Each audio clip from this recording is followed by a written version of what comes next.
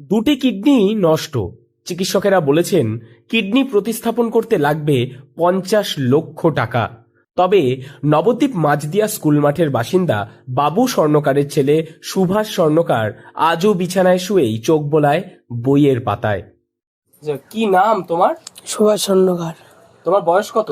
18+। তুমি পড়াশোনা কত দূর করেছো এখন? মাধ্যমিক। মাধ্যমিক দিয়েছো?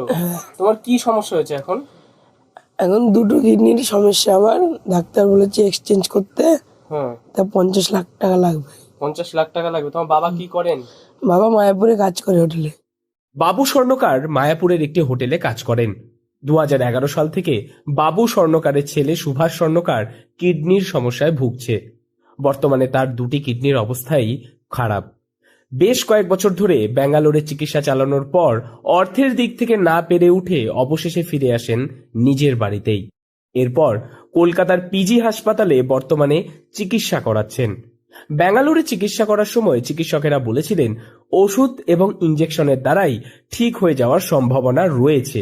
তবে আজ থেকে মাস চারেক আগে তিনি যখন চিকিৎসা করাতে যান তখন চিকিৎসকেরা তার ছেলেকে জবাব দিয়ে দেন যে ওষুধে আর কাজ হবে না, কিডনি ট্রান্সপ্লান্ট অর্থাৎ প্রতিস্থাপন করতে হবে। তবে এই কিডনি প্রতিস্থাপন করতে লাগবে প্রায় 50 লক্ষ টাকা। প্রায় 2011 সাল থেকে কিডনির রোগের সমস্যায় ভুগছিল। তো আমি ব্যাঙ্গালোরে চিকিৎসা চালাচ্ছিলাম। তো ব্যাঙ্গালোরে আমার 3-4 বার নিয়ে যাওয়া হয়েছে। প্রথমে ডাক্তার বলেছিল যে ওর ওষুধ এবং ইঞ্জেকশনের দ্বারাই ঠিক হয়ে যাবে, কিন্তু এই রিসেন্ট 4 মাস আগে আমি গিয়েছিলাম, তো ডাক্তার বলে দিয়েছে আর ওষুধ ইঞ্জেকশন দ্বারা হবে না, ওকে কিডনি চেঞ্জ করতে হবে।